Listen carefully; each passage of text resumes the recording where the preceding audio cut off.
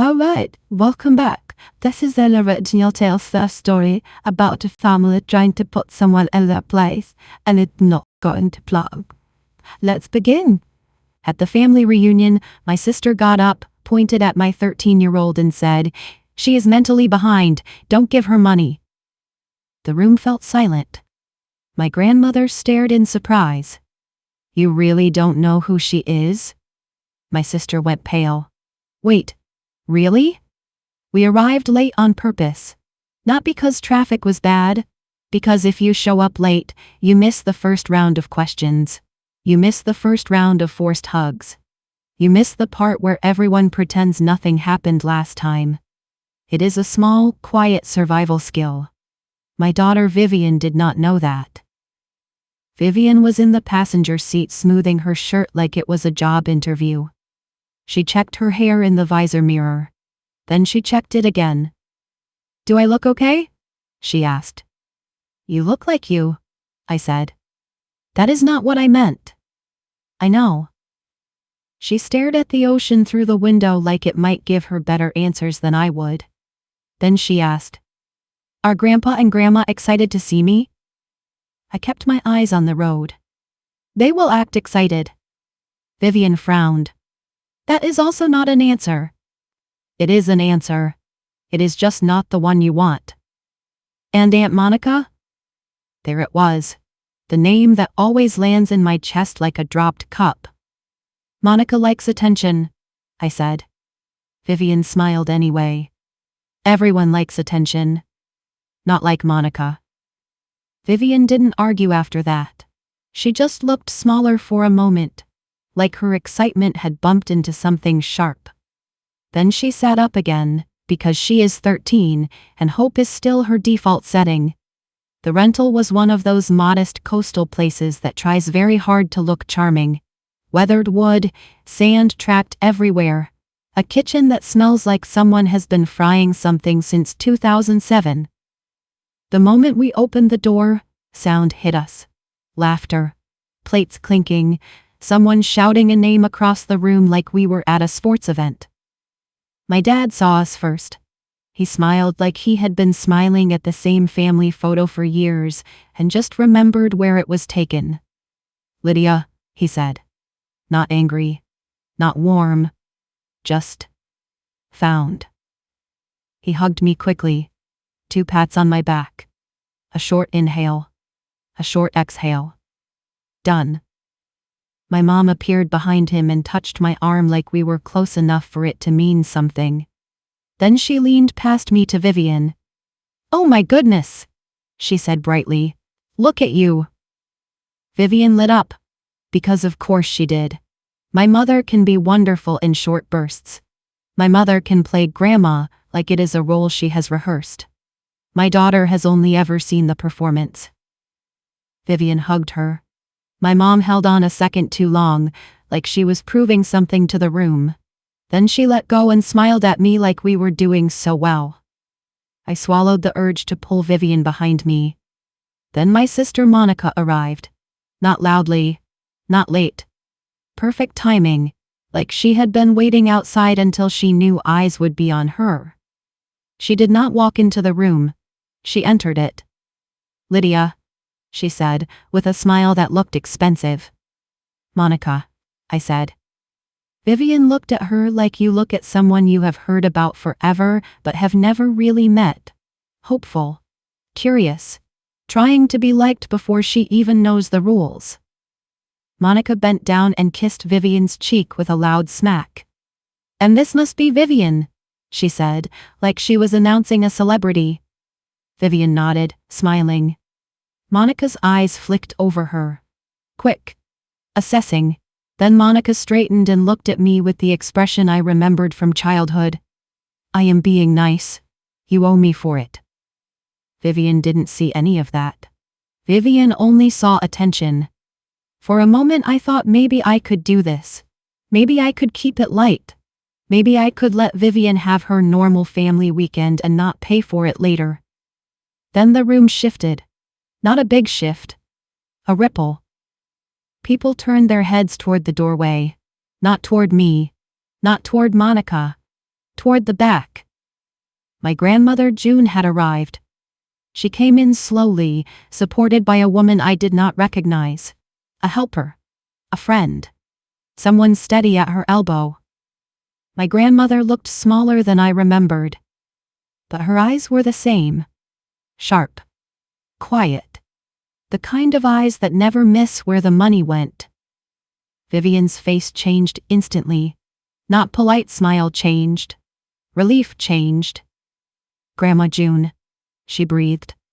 And before I could say anything, she was already moving through the room. She did not hesitate. That bond is not complicated. Everyone else floated in and out of Vivian's life like a seasonal decoration. My grandmother stayed. My grandmother called. My grandmother asked questions and waited for answers. My grandmother showed up when she said she would. Vivian adored her for it. My grandmother hugged Vivian carefully, hands gentle on Vivian's shoulders. "There you are," she said, like she had been holding a place for her. Then she looked at me. Her gaze softened in that way that always made me feel like she understood the parts I did not say out loud. "Lydia," she said, "I'm glad you're here."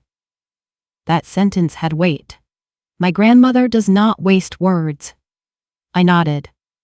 "Me too." That was a lie. But it was a polite one. And we were still in the phase where politeness was pretending to be a shield. Dinner happened in pieces. Plates passed. Stories told. Laughing a little too loudly. Leaving out the ugly parts like they were stains you could scrub out of the family history. Vivian stayed close to my grandmother. Monica stayed close to my mom. My dad hovered between everyone, doing what he always does. Smoothing. Nodding. Never choosing. Then, when plates were empty and people leaned back in chairs like they had decided the hard part of the day was over, my grandmother stood. Not fast. Not dramatic. Deliberate. The room quieted. Instinct. Families still do that. Even broken ones. My grandmother rested both hands on the back of her chair. "I won't keep you long," she said. I almost laughed, because my grandmother never kept anyone long. She does not ramble. She does point A to point B, and then she is done. Her eyes landed on Vivian. "For my amazing great-granddaughter," she said, voice warm. "I have a gift." Vivian froze. The good kind of frozen. The kind where your brain scrambles because something wonderful is happening to you and you cannot decide how to hold your face. My grandmother continued. "I've been working with my lawyer," she said. "I'm setting up a trust." The word trust changed the air. Not for Vivian. Vivian did not know what it meant. Not really. But the adults did. My mom's posture shifted. Monica's smile faltered. My grandmother kept going. "It will be hers," she said. "Protected. No one can touch it. When she turns 18, she'll have full control." Vivian's eyes were wide. "Grandma June." My grandmother lifted a hand gently. "Let me finish. There may be small distributions before then," she added, "for things that support her future. But the main thing is this. It's hers." A soft wave of applause moved through the room. A few relatives smiled. Someone said, "That's wonderful." And it was, in theory, a lovely moment. Then I looked at Monica. She was not smiling. She was staring at my grandmother like my grandmother had just handed the family home to a stranger. Monica's face went pale in that controlled way people do when they are trying to keep their panic inside their skin. My mom's mouth tightened. My dad's eyes flicked between them, confused. Vivian was still glowing, still stunned, still trying to find words. My grandmother sat down carefully, like she had placed something valuable on the table, and now she was waiting to see who would try to grab it. There was a beat. A small silence. The kind where you can almost hear people thinking. Then Monica stood. Not casual. Not hesitant. Decisive. like she had made up her mind in one sharp inhale. She pointed at Vivian, and she said, loud enough for the room to hear, "She is mentally behind. Don't give her money." The silence that followed was not polite. It was the kind of silence that happens when everyone in a room is having the same thought at the same time. Did she really just say that? Vivian blinked. Once. Twice. Confused first. Then hurt, like her brain could not compute that an adult had just pointed at her and announced something terrible about her like it was a fact. My grandmother stared at Monica in surprise. Then my grandmother's gaze shifted. To me. Back to Monica. And she said, very quietly, "You really don't know who she is?" Monica's mouth opened slightly. Her eyes darted. She swallowed. "Wait. Really?" she said. And for the first time, she sounded less like a performer and more like someone who had just stepped on stage and realized she did not know her lines. My grandmother did not argue. She did not defend. She did not raise her voice. She corrected the record. "Vivian," she said, turning toward my daughter. "Sweetheart, stand up for a second." Vivian hesitated. Her hands were shaking. Then she stood anyway, because Vivian is brave in the way quiet kids are brave. The kind of brave that happens when you do the thing even though your throat hurts. My grandmother looked around the room. "Some of you already know this," she said, "because you have been in her life." That line landed. Not loud. Clean. My grandmother continued. "Vivian has been accepted into the Larkin Academic Fellowship Program, a highly selective gifted program." A ripple went through the room. A soft intake of breath. A couple of quiet exclamations. Vivian's cheeks flushed, and her eyes flicked to me like she was not sure if she was allowed to be proud in the middle of being attacked. My grandmother kept her tone calm. "Straight A's," she said. "Recommendations. Interviews." Then she added, like it was the most ordinary thing in the world, "I paid the deposit." The deposit. That was the part that made the room understand. Not just that Vivian was accepted, but that it was real, recent, verified, and that the only way Monica did not know was if Monica had not been there. Monica's arm dropped slowly, like her body had finally remembered how. My grandmother tilted her head slightly. "So when you say you know who she is," she said, "I have to wonder what child you are talking about." Vivian's breath hitched. My mom stared at the table like the wood grain might tell her what to say next. My dad's face did that uncomfortable shifting thing it does when he wants everyone to stop and also wants no one to blame him. And Monica just stood there. For once, she did not know where to put her face. If you asked me 10 years ago whether Monica would ever point at a child in front of witnesses and try to shrink her with one sentence, I would have said no. Not because Monica is kind, because Monica is strategic. Monica does cruelty with witnesses when she thinks she will win. So when I tell you she did it anyway, you need to understand what kind of desperation makes someone gamble like that. To explain that, I have to go back. Not to Vivian, to me. Growing up, Monica was the center of everything. Not in a metaphor way, in a practical daily way. Whatever she wanted, the house shifted to make it happen. My parents didn't make speeches about favoritism. They didn't have to. They practiced it quietly. In tone. In attention. In the way my mom's face lit up when Monica walked into a room. With the way my dad learned how to praise Monica without thinking. Monica was gifted. I was difficult. Monica was so talented. I was trying. Monica sang, and my mom would glow. I sang, and my mom would tilt her head like she was listening for a reason to be impressed. Then came the choir audition. A selective children's choir. The kind where you audition and they do not just let everyone in. It mattered. At least, it mattered to Monica. My parents talked about it like it was already decided. Monica would get in. Of course she would. I was discouraged so gently it almost sounded like concern. "Don't get your hopes up, Lydia," my mom said. "It's very competitive." Monica practiced loudly in the living room. My dad praised her. My mom said, "That's my girl." Like Monica's voice was proof our family story was correct. I practiced quietly, in my room, door half closed. Then we auditioned. And I got in. Monica didn't. The shock on Monica's face was the first time I understood she believed the family story as much as my parents did. For a second, I thought maybe that would crack something open. Maybe my parents would adjust. Maybe they would say, "Well, look at that. Lydia can sing." Instead, they minimized it. They comforted Monica as if she had been wronged. They treated my acceptance like an inconvenience, like I had taken something that belonged to her. It was not said outright. It did not have to be. It lived in the way my mom hugged Monica longer than she congratulated me. It lived in the way my dad said, "Sometimes judges have preferences."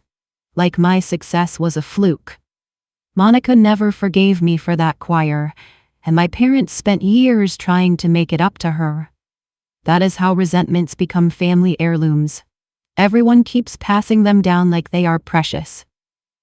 Fast forward. I left home as soon as I could. I did not slam the door dramatically. I just stopped trying.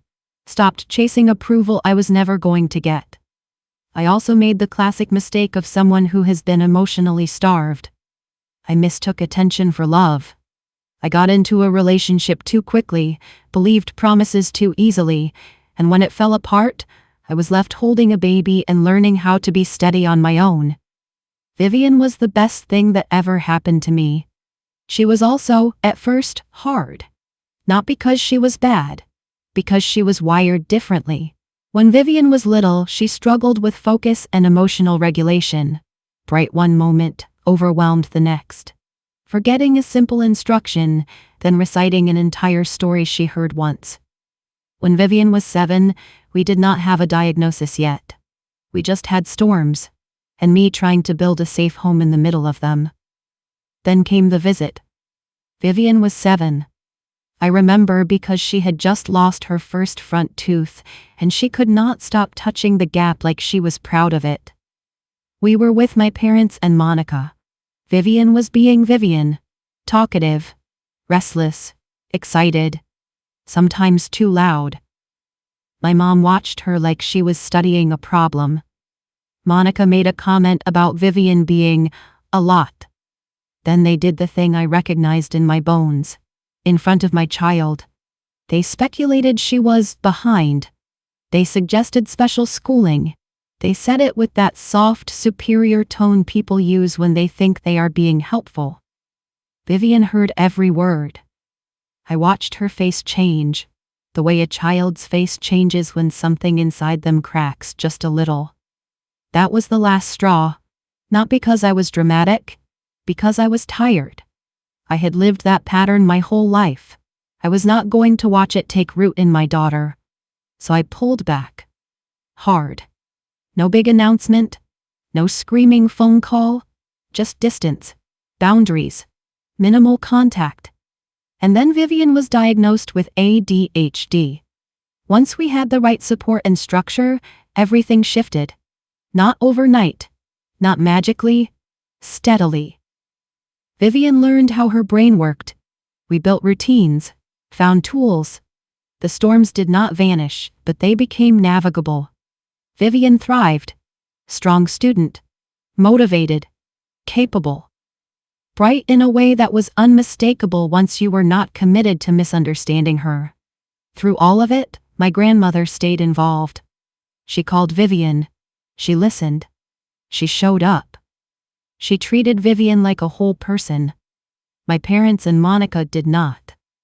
Then Vivian applied to the Larkin Academic Fellowship Program, a highly selective gifted program. Straight A's. Recommendations. Interviews. The whole process that makes teenagers sweat and parents pretend they are fine while secretly spiraling. Vivian got accepted. My grandmother knew. Other relatives knew. My parents and Monica didn't. They weren't there. Then, months before the reunion, they reappeared like someone had flipped a switch. Texts. Calls. Warmth. Not subtle. I figured it out later. That was when they learned my grandmother had money, and they showed up like they had just remembered family mattered. That is the thing about money. It does not just reveal character, it reveals timing. By the time we reached the reunion, I knew something was coming. I just didn't know how ugly Monica would be willing to make it in public. Now I did. After my grandmother said gifted program, the room stayed awkwardly quiet. Not the stunned silence from Monica's accusation. A different silence. The kind where people are recalculating what they just witnessed and trying to decide where to look. Vivian wiped her eyes fast, like tears were something she could erase with enough effort. She tried to look brave. She was shaking. Monica recovered first. Of course she did. Monica always tries to reclaim control. "I'm only trying to protect you," she said to my grandmother, voice suddenly soft and reasonable. "You don't know what she's like at home. Lydia has coached her. You don't see it." My parents backed her up. Not with facts. With tone. "We didn't want to upset anyone," my mom said, like she was the victim. "We just thought you should know." My dad nodded behind her, uncomfortable and committed to not committing. My grandmother did not argue about ADHD. She didn't get pulled into a medical conversation she didn't need. She asked one question. "When was the last time you actually saw Vivian?" she said. Monica blinked. "Regularly." My grandmother tilted her head. "Name the last time." Monica's mouth opened. Closed. Her eyes flicked toward my mom like she was looking for a lifeline. My mom stepped in. "We've been around," she said. "We know." My grandmother's voice stayed calm. "Then tell me something small," she said. "Something recent? Something you would only know if you were in her life." Monica's face tightened. And that is when I stepped in. Not loudly, not dramatically. I moved between Monica and my daughter, put a steady hand on Vivian's shoulder and said, "Don't speak about my child like that again." My voice didn't shake. I didn't raise it. I didn't need to. Vivian leaned into my hand just slightly, like she was anchoring herself. My grandmother looked at me once. Something passed between us. Recognition. Relief. Maybe both. Then she turned back to Monica and my parents. "This is about the trust," my grandmother said plainly. "And I won't have it." Monica tried to protest. "That's not fair." My grandmother cut her off without raising her voice. "We're done here." The room stayed quiet, not because people had no opinions, but because no one wanted to be the next person my grandmother looked at with that level of disappointment. "You need to leave," my grandmother said. Monica stared, stunned. My mom's face hardened. "Mom!" My grandmother did not flinch. "Not another word about her." Monica gathered herself with stiff, furious movements. My parents moved with her, still clinging to the illusion that this was concern and not greed. They left. No apology. No attempt to comfort Vivian. No glance that suggested a relationship beyond entitlement. When the door shut, Vivian's control broke. She cried in that raw, stunned way that is not about one moment. It is about suddenly understanding adults can be cruel and unfair, and you cannot logic your way out of it. "I didn't do anything," she choked out. I pulled her close. "I know." "Why would she say that?" I swallowed. "Because there are answers you don't want to give your child at 13. Instead, I gave her the truth she could carry." "Because she doesn't know you," I said softly. "And she wants to pretend she does." Vivian wiped her face hard, angry through the tears. But Grandma June knows me. Yes, I said. And that's why she couldn't win. The reunion continued technically. People cleared plates. Someone put on coffee. A couple of relatives tried to act like they didn't just watch a child get publicly targeted, but the energy had changed. Quieter. Realer. Later in the car, Vivian stared out the window and said, "So they don't actually know me at all, do they?" I kept my eyes on the road. "No," I said. "They don't." Vivian was quiet for a long time. Then she whispered, almost to herself, "That's what hurts." I reached over and took her hand, and I thought we had made it through the worst part. I was wrong. The next morning I woke up to an email that made my whole body go cold before my brain finished reading it. It was from the gifted program. Polite, professional, distant.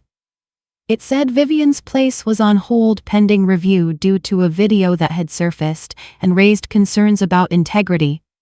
They were pausing next steps while they investigated. It didn't say withdrawn. It didn't say expelled. Paused. My first thought was not random internet drama. My first thought was Monica. Because of course it was. Reunion. Humiliation. Trust out of reach. Then this. I sat up in bed, heart pounding, and opened my phone with fingers that suddenly felt clumsy. I found it faster than I wanted to.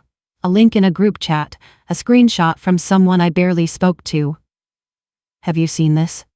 That awful casual tone people use when they share something destructive like it is gossip.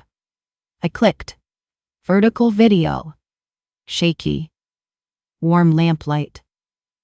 Vivian's face framed too close, like someone on the other end of a couch decided privacy was optional. A girl off camera laughed. "Say it again." Vivian laughed too. Same mouth, same dimples, wrong sound. "Video." Vivian rolled her eyes like she'd practiced it. "The funniest thing," she said, dragging the words out. "Everyone is so stupid." I wanted to turn it off. I didn't. Video. Vivian tilted her head. "That gifted program? It's not even special. I don't even want it." The girl snorted. "I thought it was like, hard to get in." Video. Vivian smirked. "I hate studying. I really hate studying." She said it the way kids say something nasty and wait to see if it gets a reaction. Then she leaned in, conspiratorial. "My mom got me the answers." The words landed clean. Too clean. The girl gasped. "All of them?" "Yeah." Video. Vivian said, nodding like she was proud and bored at the same time. "In advance. I don't even know how she got them. She just had them." She lifted her hands in a shrug. Big. Theatrical. Like the whole world was easy. "So, you just memorized them?" the girl asked. "Obviously," Video. Vivian said. "For days. It was still hard, okay? People act like cheating is effortless." She laughed at her own joke. The laugh was sharp again. Then she shifted gears, like she'd been waiting for the punchline. "My mom said it's for inheritance," Video. Vivian said. "Like tons of money." The girl went, "No way." "Oh yeah." Video. Vivian smiled. "My great-grandma loves all the hard work stuff, so my mom was like, get into the program and she'll be impressed." She flicked her hair back. A little performance flourish. "And it worked," Video. Vivian added. She believed it. She totally believed it. There. That was the point of the video. Not the program. Not the studying. Convincing an old woman she was being generous to a sweet, grateful kid. Video. Vivian leaned back and said lightly, like it wasn't a confession at all. "Now she's setting up a trust. When I'm 18 I get the money, and then I'm done." "Done with what?" the girl asked. "Done with all of it," Video. Vivian said, waving a hand. "School. Trying. Whatever." She laughed again. The camera jerked, caught a blur of Vivian's shoulder and the edge of a pillow, then the video cut off mid-laugh like someone hit stop at the exact moment it would hurt most. I stared at the black screen. Not because I needed to process what was said, because I needed to process what it was designed to do. It wasn't Vivian. It was a fake wearing her face. It wasn't trying to embarrass her. It was trying to rewrite the reunion. It was trying to hand Monica a second chance to say, "See? I told you," and make everyone believe her this time. My immediate instinct was to keep Vivian from seeing it, which was impossible. The internet does not care about my instincts.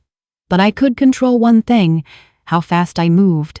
Screenshots, timestamps, links, the message threads where it was spreading. My hands were steady. My chest was not.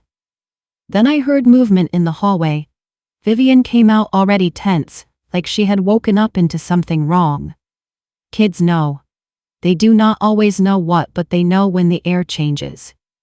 She looked at my face and froze. "What happened?" she asked. Her voice was already shaking. I tried to keep my expression neutral. I really did. But my body gave me away. Vivian's eyes flicked to my phone. Then her phone buzzed. A notification. And I watched the exact moment her world shifted. She didn't even have to watch the whole thing. She saw enough. Her face. Her voice. Words she would never say. She made a sound, half sob, half gasp. "I didn't say that," she said immediately. "I didn't say any of that." "I know," I said. My voice was firm. "I know you didn't." Vivian's breath hitched. "They're going to believe it. They're going to investigate it," I said. "That's not the same thing." She shook her head.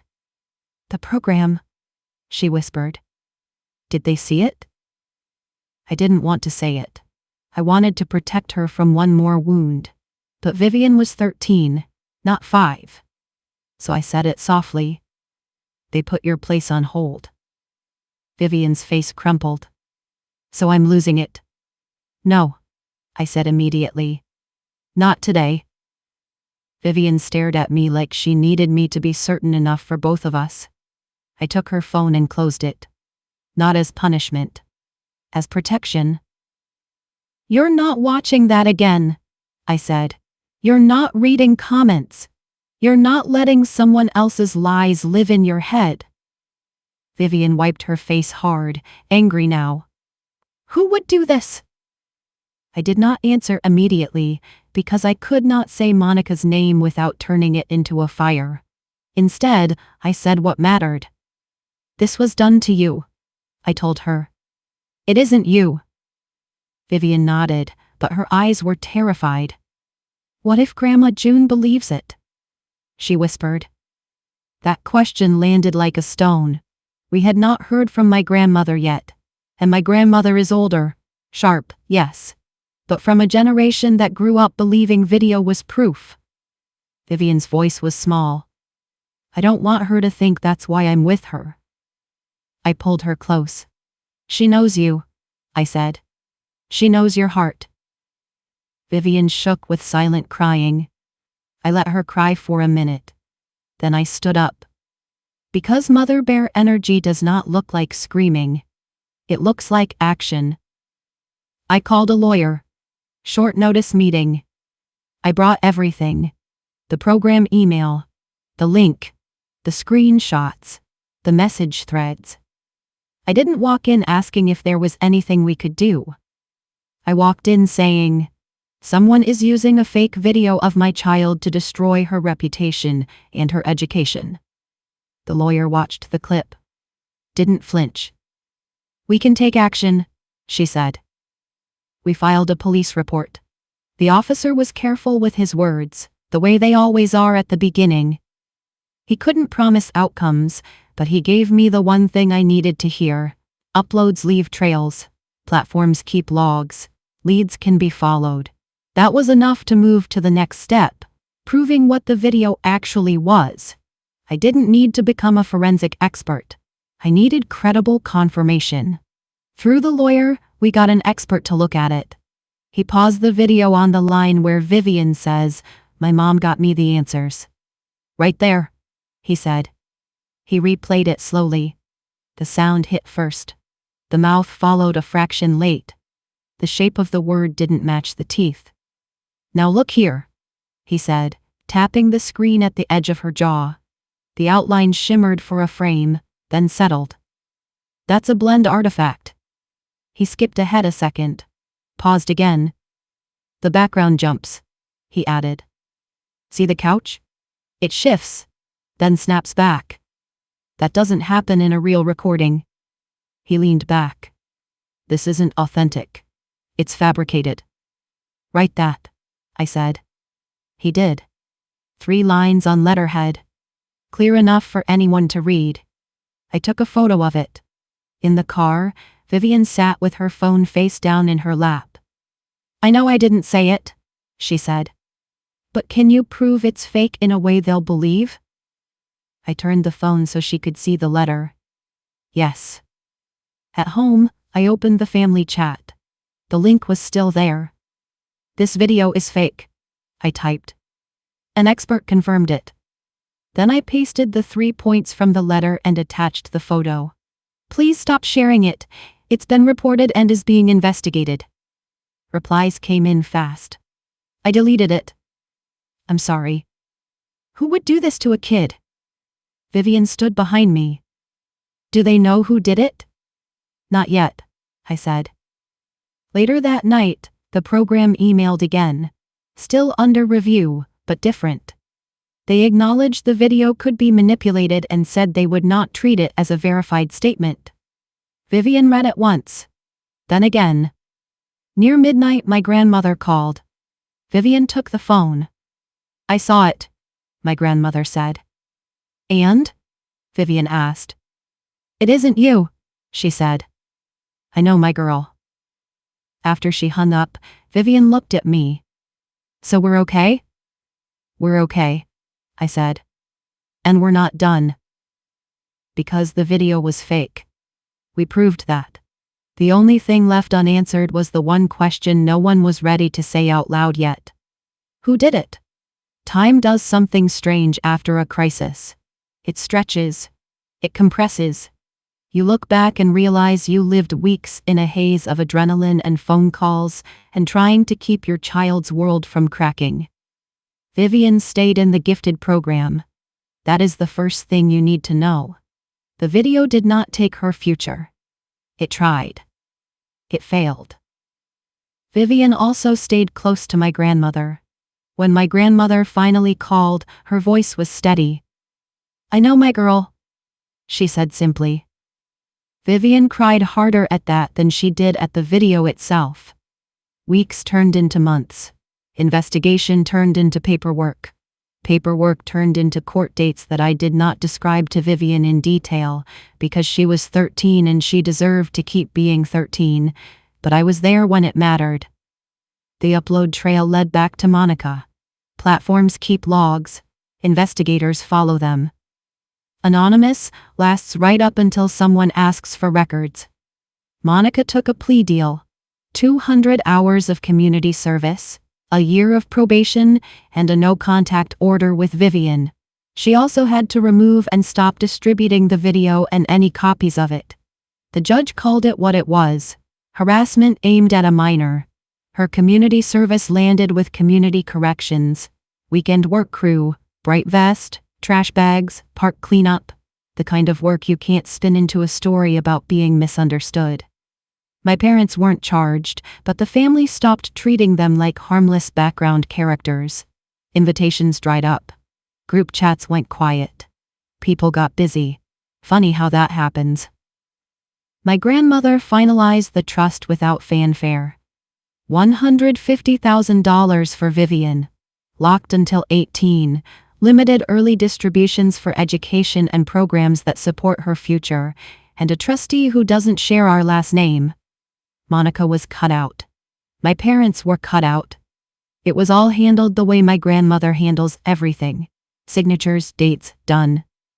Then we went back to school days. Vivian dove into the program. Complained about the workload. Lit up when she talked about it. The reunion blurred. But Grandma June's sentence didn't. You really don't know who she is. Did I do the right thing going to the police over that video? Comment below and subscribe for more stories.